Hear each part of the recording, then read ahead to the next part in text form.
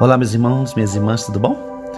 Mais um dia de graça, mais um dia de bênção, dessa presença mística do Espírito Santo em nós, através da intercessão do nosso Pai espiritual, São Padre Pio de Petreutina. É tão bonito a gente entrar na mística de como ele viveu, como ele entendeu, olhou o poder sobrenatural, a ação sobrenatural de Deus, do amor, no cotidiano, no dia a dia, na oração, no silêncio, nessa espera constante. A igreja toda clama, né? Vem, Senhor Jesus, vem. Você também tem que esperar. O nosso erro na oração está que a gente não espera nada de Deus. A gente até quer coisas de Deus, mas no fundo, a nossa falta de fé é muito grande. É por isso que os milagres não acontecem. É por isso que as coisas ficam, às vezes, estagnadas na nossa vida. Porque Deus está esperando ser buscado. A gente vai falar sobre isso na meditação. Mas antes quero contar um milagre para vocês do Padre Pio. Eu trouxe da Itália um livro chamado Testemunhos, né? Eu tenho esse livro e eu tenho o das Almas do Purgatório do Padre Pio. Não tem no Brasil esse livro.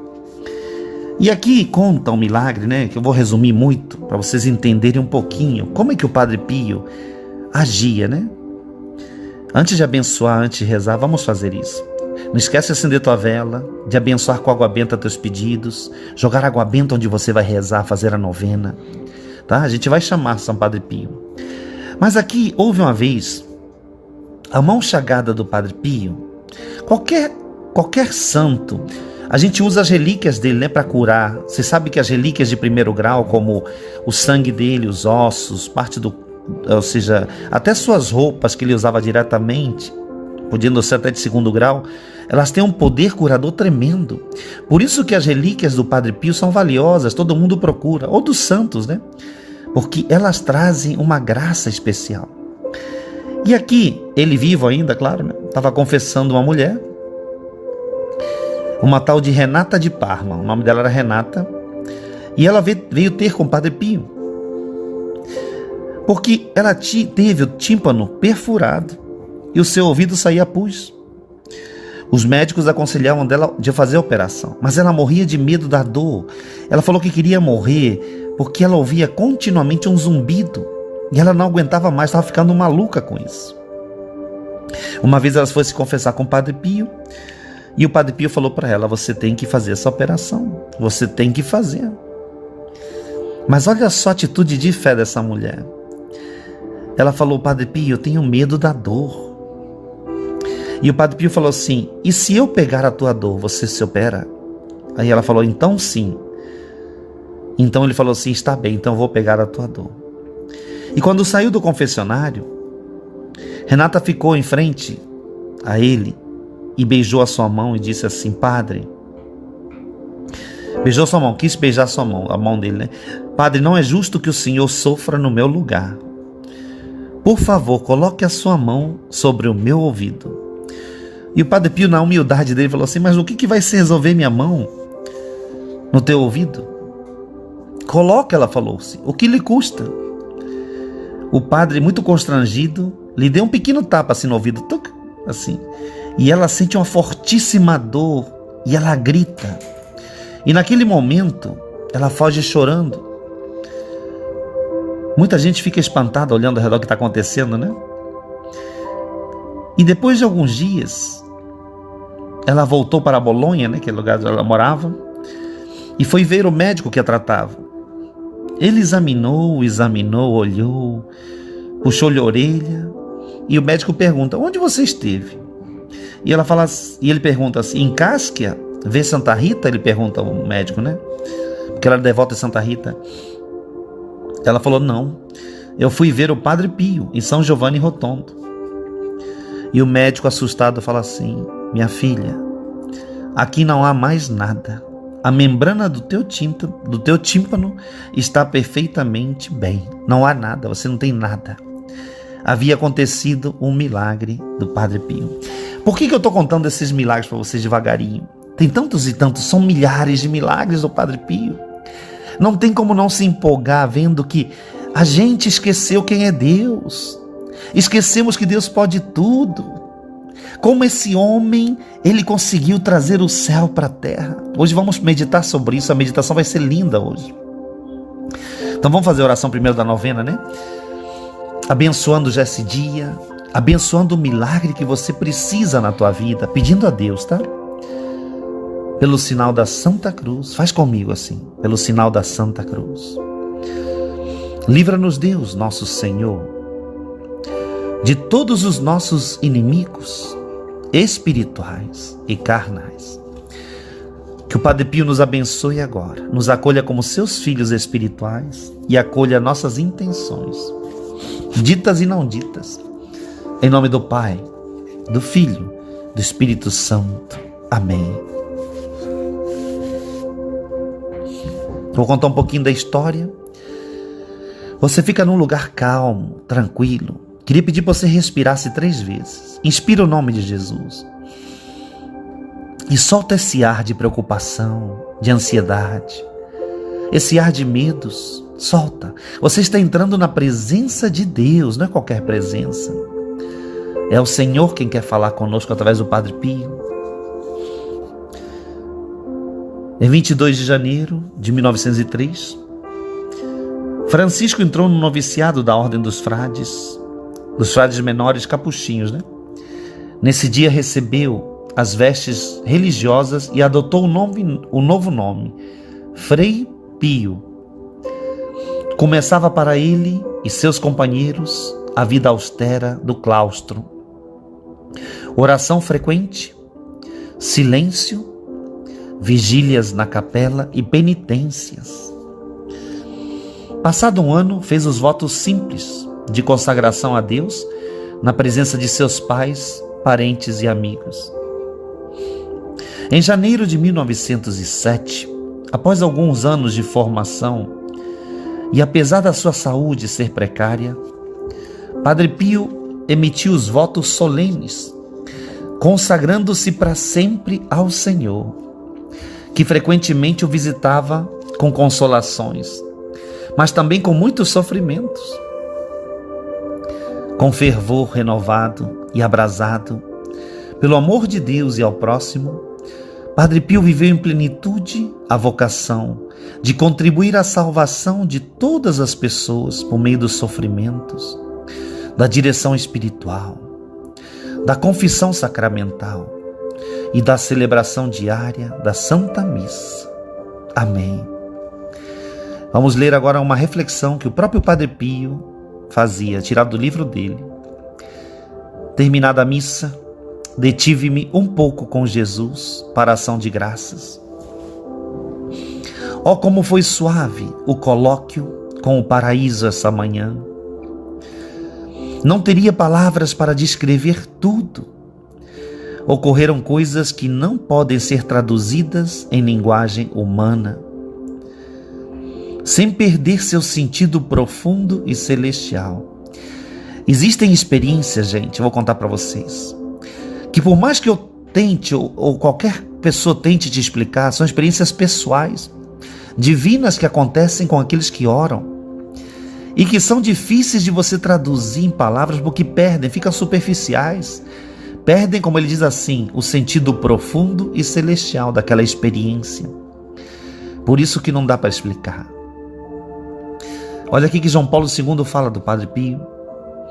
Em toda a sua existência, Padre Pio procurou conformar-se cada dia mais com Jesus crucificado, tendo clara consciência de ter sido chamado para colaborar de modo especial na obra da redenção.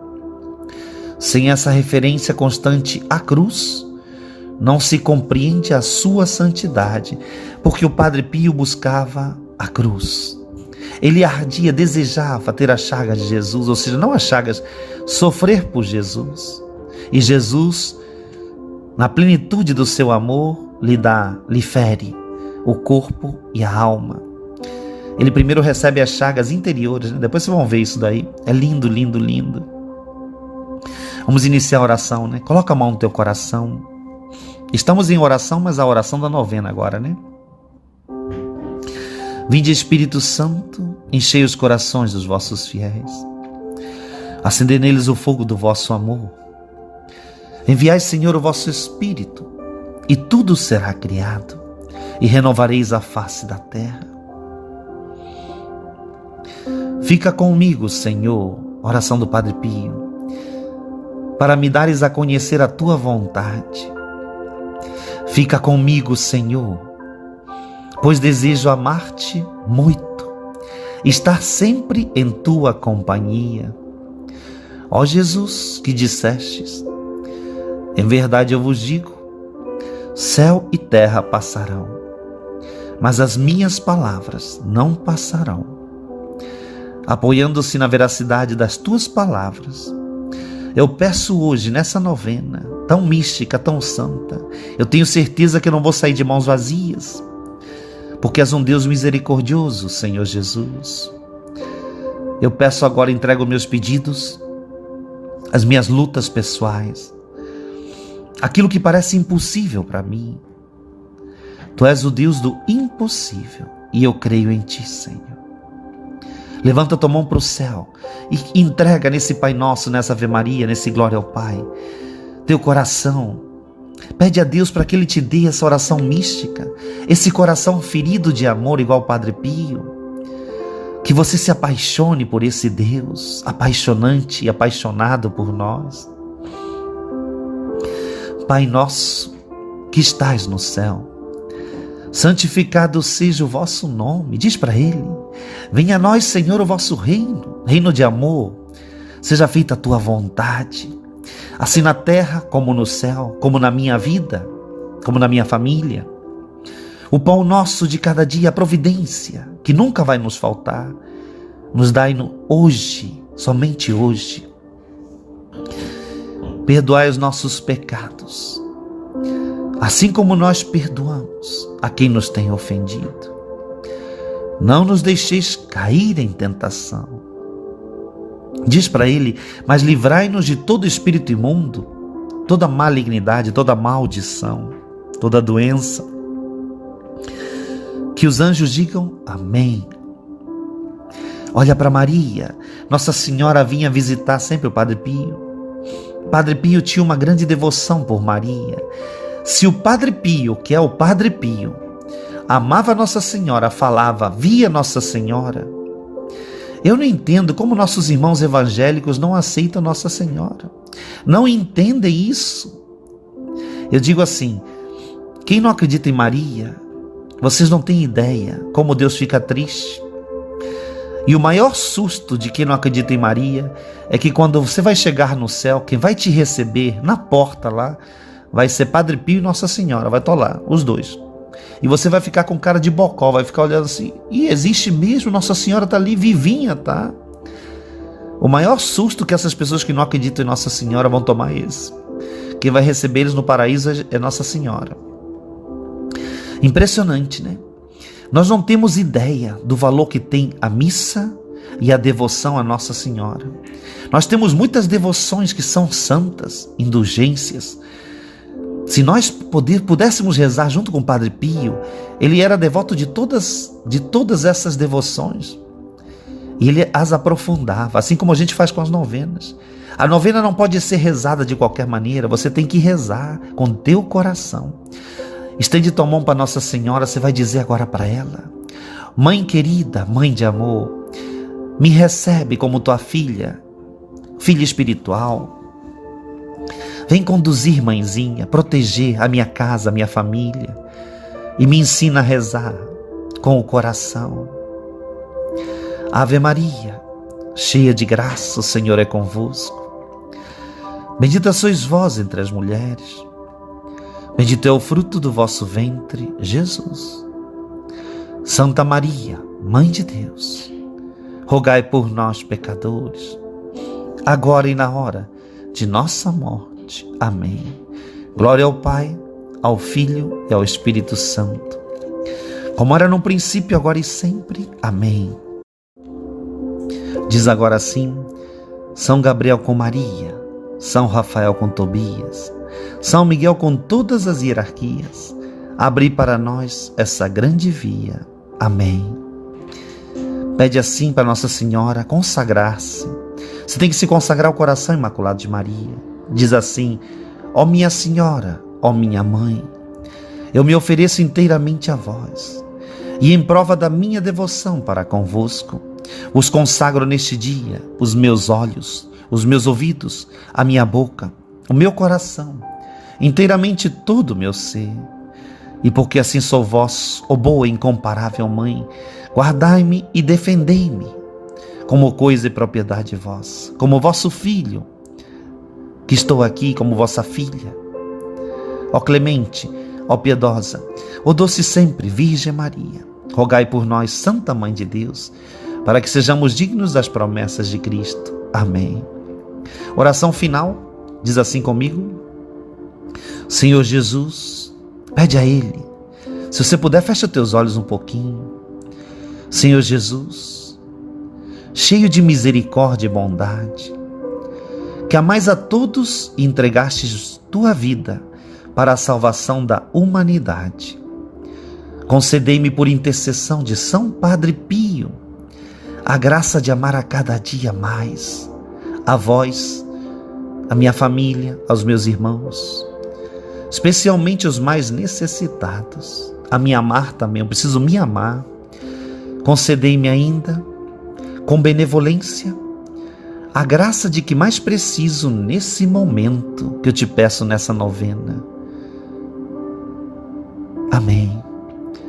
Abrindo tuas mãos agora, pede a bênção. Essa bênção de quebra de maldição, essa bênção de quebra de padrões, essa bênção de libertação e de cura profunda. Abre tua mão e diz: pela intercessão das chagas de São Padre Pio, das dores que São Padre Pio sofreu no seu corpo, na sua vida, pelos méritos de São Padre Pio, pelos méritos de Maria Santíssima, nossa Mãe, que o Senhor nos conceda agora a sua graça, derrame a sua bênção sobre a nossa vida, a nossa casa, a nossa família, nossas intenções, ditas e não ditas, sobre os nossos colaboradores do Vinde Verde, sobre aqueles que rezam por nós, sobre aqueles que acompanham e vivem nessa obra, sobre a equipe de servos do Vinde Verde, sobre aqueles que estão vivendo doentes, causas urgentes, doenças gravíssimas. Que o Senhor venha fazer um milagre nessa bênção agora, na tua vida, na minha vida. Que o Senhor nos abençoe, em nome do Pai, do Filho, do Espírito Santo. Amém. Vamos agora abençoar a nossa meditação. Essa santa meditação que Deus quer nos mostrar, coisas ao nosso coração, à nossa alma. Mergulhar dentro daquilo que é impossível para os homens, mas que não é impossível para Deus. Dentro da tua essência, da tua história. Deus te criou, Deus me criou à imagem e semelhança dele. Que o Senhor venha curar agora essa imagem, que muitas vezes está deformada. Deformada pelo pecado, deformada pelas paixões. E aquilo que nós vamos falar hoje, sobre os medos, as inseguranças, como o inimigo tem destruído a gente, né? Estamos reunidos em nome do Pai, do Filho, do Espírito Santo. Amém. Lembre-se, nós estamos fazendo uma caminhada linda junto com o Padre Pio. Vamos olhar um pouco para a vida dele, para o Evangelho e para a nossa vida. O que nós aprendemos com o Padre Pio? É muito importante você entender. Padre Pio olhava para Jesus, ele tinha intimidade com Jesus, ele conversava com Jesus. Ele via Jesus, via Nossa Senhora. E Deus se expressava através do Padre Pio, através de grandes milagres, pequenos e grandes milagres. Mas por que Padre Pio conseguia acessar isso? Qual era a diferença do Padre Pio? A gente não entende que se existe um pilar desse castelo interior, esse pilar é a humildade, é a pobreza de si mesmo. Se você não trabalhar nesse pilar, você vai cair, esse teu edifício vai cair. Em vão estão trabalhando os operários, como diz o Salmo 126. Então, Deus tem uma obra linda, uma obra nova para fazer em você. Você que está ouvindo agora, você que faz cara de sonso, de sonsa, você que fica com cara de pastel, é com você que Deus quer falar. Se você é homem, é mais ainda com você, porque os homens esqueceram o seu papel diante de Deus. O homem não é provedor só do dinheirinho, da comida, não. O homem é provedor da graça de uma família.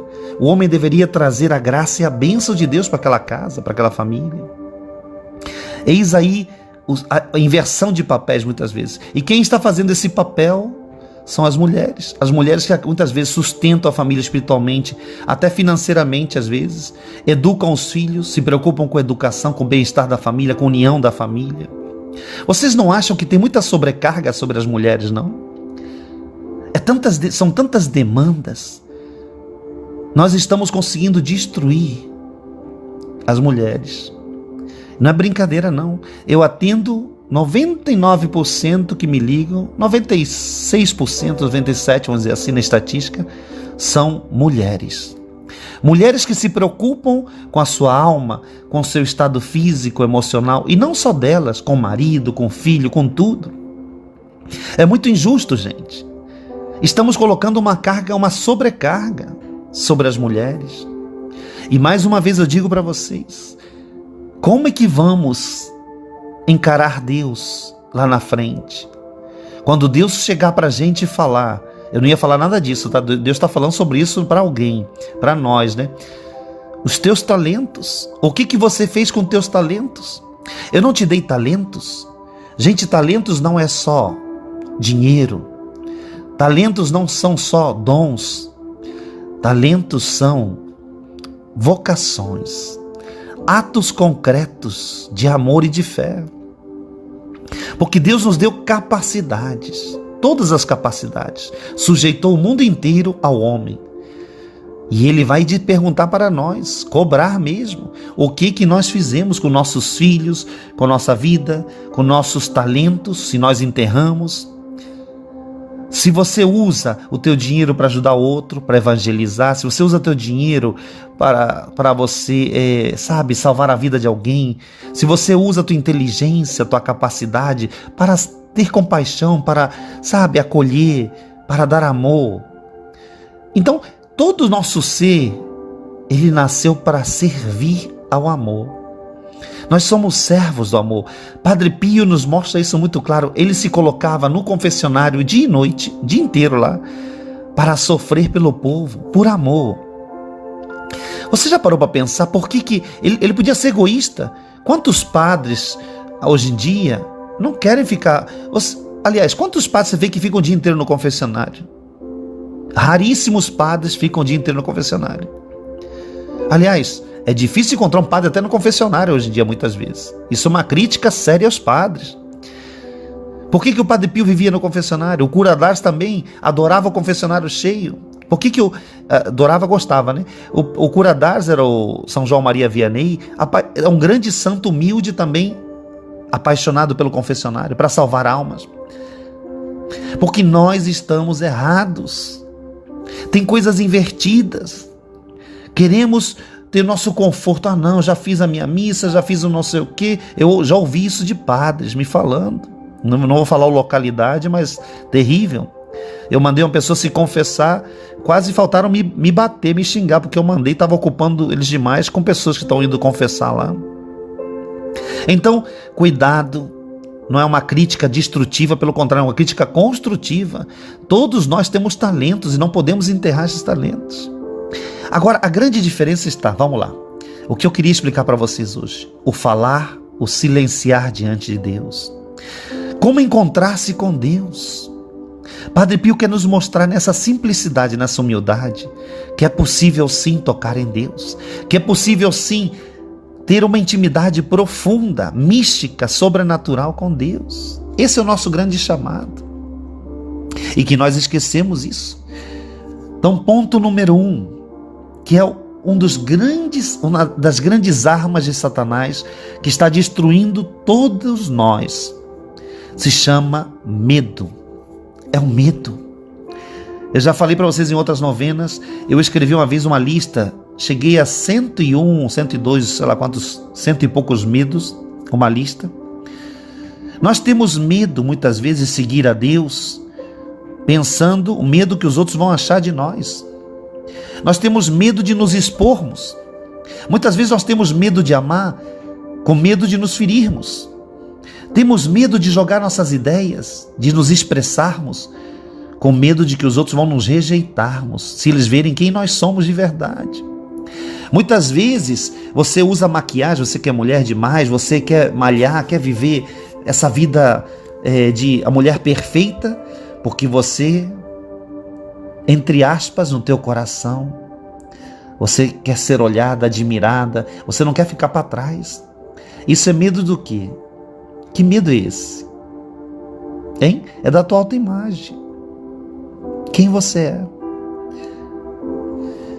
Outra coisa, as pessoas elas têm medo, às vezes, de se entregar para o amor, porque elas têm medo de fracassarem. Tem pessoas que já fracassaram muito no amor, no relacionamento, e quando vão entrar no namoro, já entram com 10 mil pés atrás, e repensam e pensam. Olha, quantos traumas geram isso? Quantos bloqueios? Tem pessoas que já se viram na igreja, se decepcionaram com o coordenador, com o padre, com o bispo, e não querem mais servir na igreja, porque tem medo ou estão desgastados. Está errado. Os teus talentos são para o serviço de Deus. Quem determina o teu serviço não é a mágoa, não é o medo. As pessoas que têm medo de arriscar num negócio, porque têm medo de ficarem pobres, de errarem, de fracassarem, então acabam ficando às vezes num emprego que não as deixa felizes, porque elas têm medo de alcançar voos maiores.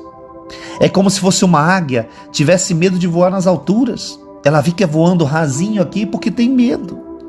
Medo de ser quem ela nasceu para ser. A águia nasceu para voar nas alturas, não no raso, não no baixo. Toda a estrutura das asas, da pele, das penas, é feito para voar nas alturas. É igual nossa alma nasceu para voar nas alturas e nós estamos aqui comendo a vagem dos porcos, como o filho pródigo. O filho pródigo tinha um pai que era rico, tinha um pai que tinha tudo e tinha amor na casa dele. E ele jogou tudo fora e foi viver os amores pequenos do mundo. E todo mundo abandonou ele, diz em Lucas 15, né? A namorada abandonou as namoradas, os amigos, falsos amigos. Ele estava sozinho. Olha como o pecado faz com a gente. A gente fica sozinho. As pessoas nos abandonam. Enquanto interessa para as pessoas, os interesseiros, eles são teus amigos, batem palminhas, tomam chopp com você, fazem festa, tudo. Mas se acabou o interesse por você, você pode apostar, você vai ficar sozinho ou sozinho. Cadê teus amigos?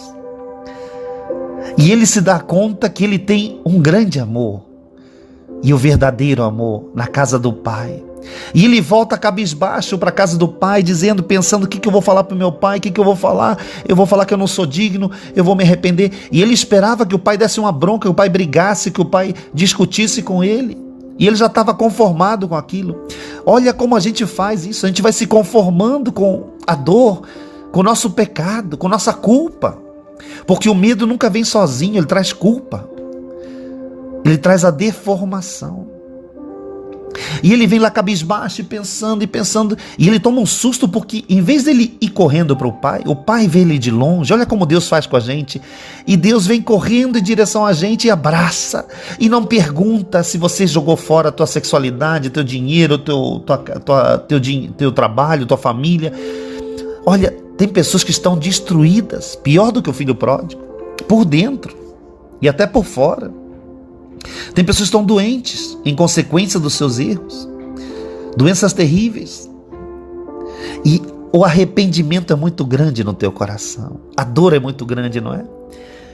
Então muitas vezes nós temos medo também de que Deus vai falhar conosco, porque o filho pródigo tinha medo que o pai fosse também não aceitá-lo. Olha o medo. Você tem medo por causa do teu pecado, você não se tornar aceitável aos olhos de Deus. E eu te digo, não é tua impecabilidade que atrai atenção ou que rejeita. Deus não nos ama, nos odeia mais pela nossa impecabilidade. Pelo contrário, o amor dele já é e basta. O amor dele já é pleno por você. Deus já está apaixonado, já te ama de qualquer maneira, com pecado ou sem pecado. Por isso, um dos grandes erros na oração, que nós entramos cabisbaixos, igual filho pródigo, deformados, é porque nós não confiamos nesse amor. E aí toda oração mística gira em torno dessa palavra. Porque se você está doente, tua alma está doente. Se você está triste, acabado, medroso, medrosa, você está dando poder a Satanás, poder ao mal, poder aos teus algozes. E Deus não está podendo te ajudar. Porque isso cria barreiras, bloqueios interiores terríveis. Muitas vezes passamos a vida inteira tentando curar essas imagens de dor, de medos, de angústias, de fracassos. Gente, o filho pródigo tinha muitas imagens dessa. Ele ficava imaginando o tempo todo remoendo, ruminando aquela lama, ruminando aquela dor, aquele fedor. Imagina, ele sentia o cheiro ruim. Muitas vezes você vai sentir o cheiro ruim dos teus pecados, dos teus fracassos. Tem pessoas que não tomam mais banho, tem pessoas que não se cuidam, tem pessoas que já se abandonaram para a depressão, porque o caminho do medo é o caminho da escuridão, é o caminho da depressão, é o caminho da perda da tua identidade. Isso que eu estou falando para vocês é muito profundo, mas infelizmente nenhuma gravação a gente consegue expandir isso. Por quê? Porque se a gente vai expandir agora, para você se tornar, criar uma nova cultura dentro de você, uma nova experiência de Deus, você precisa ter um diálogo profundo, primeiro com a tua lama. Esse diálogo é como se você sentasse agora diante de um outro eu, o teu outro eu, igual o filho pródigo, sujo, rasgado, destruído, naquela doença que você carrega, naquele pecado, e você conversasse com ele. Arthur, o meu Arthur interior, deformado, rasgado, e começar a se entender, dialogar com ele. Gente, esse diálogo é tão lindo, mas é tão profundo. Quem fala desse diálogo é São João da Cruz. São João da Cruz vai falar sobre esse diálogo, lá em 1500 e alguma coisa. Eu perdi aqui o livro que eu tô viajando hoje, mas tem um momento que São João da Cruz fala desse diálogo da alma. É tão profundo, é tão lindo. Porque é como Santo Agostinho dizia, São João da Cruz começa a perceber que Deus está mais dentro dele do que ele mesmo pode conceber. Eu vou repetir para vocês. Deus nos conhece e nos ama muito mais interiormente, muito mais profundamente, do que você mesmo possa se conhecer e se amar profundamente. Por mais profundo que seja teu amor, nunca vai ser tão profundo como o amor de Deus por você. Olha que lindo. Então, dentro dessas camadas da alma, vamos falar de camadas, né? São João da Cruz vai descobrindo nessas camadas que quem estava lá dentro, desde toda a eternidade, era o pai do filho pródigo, era Deus, esse Deus de amor. Pronto para nos abraçar sempre que nós recorremos a Ele, pronto para curar nossas feridas sempre que nós permitimos que o mundo nos fira, que as pessoas nos machuquem, que nós mesmos nos machuquemos, pronto para cuidar de nós quando nós estamos sozinhos, abandonados. Gente, Deus já está ali, Deus já estava ali te esperando. Talvez você demorou 30 anos para enxergar Deus, e você vai, nessas camadas interiores da tua alma, você vai enxergar que Deus já estava dentro de você há muito tempo. Você estava fora, como diz Santo Agostinho, de você mesmo, da tua identidade, de quem você é. Mas Deus sempre esteve lá dentro. Enquanto você pecava, se lambuzava com pecado, se feria, se machucava, Deus estava dentro, só esperando, igual o pai do filho pródigo. Gente, a espera do pai parece uma espera maluca, uma espera doida. Por que o pai fica esperando e não sai correndo atrás do filho e vai lá buscar no mundo? Olha a diferença. Aqui entra a mística, o mistério da mística. Talvez você não vá ouvir isso em lugar nenhum, tá? Eu não sei se alguém já falou sobre isso. Mas uma vez eu estava rezando e eu perguntei, por que o pai está esperando? Por que o pai não vai lá buscar o filho? Se sabe que o filho está com medo de se perder, morrer, qualquer coisa. Existe uma passagem, Jesus ele larga as pessoas, sempre largava, e ele ia orar para o Pai, se encontrar com o Pai. Deus, uma vez Padre Pio, rezando de noite pelas almas que ele rezava, pelas pessoas, Satanás aparece e começa a bater nele. E aparece São Miguel Arcanjo E Padre Pio pede socorro, me ajuda. E São Miguel Arcanjo não pode fazer nada. E nesse momento, depois que ele apanha, fica ensanguentado, o Padre Pio pergunta: mas por que você não me ajudou, São Miguel? Eu estou precisando aqui de ajuda e você não me ajudou. E ele fala assim: porque Deus não deixou. Ele falou: mas por que Deus não deixou? Assim, porque Deus queria te ver lutar. Existe um mistério em Deus, que não é só Deus vem a nós sempre, como nem uma babá, dando comidinha na boca. Tem um momento de crescer. Tem um momento de você tomar uma decisão. Deus está esperando a tua decisão. O pai do filho pródigo é a espera da decisão. Deus não vai te buscar porque não terá valor ele te buscar. Você não vai entender o que você precisa entender. Você não vai dar valor nem ao amor do Pai, nem ao próprio Deus. E nem se dar valor. Infelizmente, muitas vezes nós precisamos cair fundo no pecado. Não sei quem foi que falava isso, não sei se era Santo Agostinho, acho que foi Santo Agostinho, que falava assim: bendito o pecado que me trouxe tão grande bem. Bendito o pecado, olha só, que me trouxe tão grande bem. Porque graças muitas vezes a se lambuzar com o pecado, a vagem dos porcos que o filho pródigo comeu, que ele se deu conta, caiu em si: peraí, eu não sou essa pessoa. Eu sou filho de um Deus, de um rei, de um pai rico, amoroso. E estou aqui mendigando esses amores, furrecas, me lambuzando com a lama dos porcos, achando que é a melhor coisa que eu posso ter. Não! Vocês entenderam? Então aqui entra um mistério lindo do amor de Deus. Deus quer que você busque Ele, Deus quer que você lute, Deus quer que você acorde, porque se você não acordar, se você não entender isso, você nunca vai dar valor a esse amor. E esse amor nunca poderá crescer em você. Você continuará com essa mentalidade doentia, da subserviência, uma mentalidade de achar que o mundo deve. Já viu aquelas pessoas que acham que o mundo deve para elas? Tem pessoas que foram muito ricas e perderam tudo e ficam com o rei na barriga e achando que o mundo deve para elas. Quem falou que o mundo te deve alguma coisa? Tem pessoas que têm uma atitude de snob, de pessoas prepotentes, achando realmente que, olha, o mundo tem que servir a elas.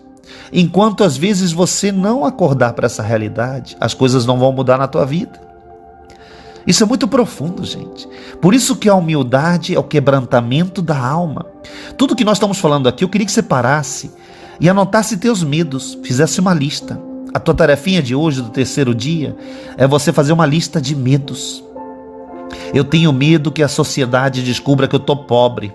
Eu tenho medo que as pessoas vejam que eu estou solteira, uma mulher solteira, um homem solteiro, que eu sou um fracassado, que eu sou uma fracassada, que eu não dei certo no emprego nenhum, que eu não dei certo nisso, que eu me olho, que eu tenho depressão, que eu tenho medo de sair de casa, medo de... Você tem que anotar, fazer tua lista, eu chamo assim, a lista da vergonha. Faz a lista da vergonha.